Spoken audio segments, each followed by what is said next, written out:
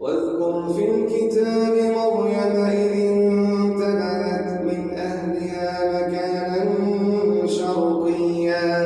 فاتخذت من دونهم حجابا فأرسلنا إليها روحنا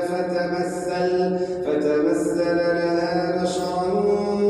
سويا قالت إني أعوذ بالرحمن منك إن كنت تقيا قال إنما أنا رسول ربك لأهب لك غلاما زكيا قالت أنى يكون لي غلام ولم يمسسني بشر ولم أك بغيا قال كذلك قال ربك هو علي هين ولنجعله آية للناس ورحمة منا وكان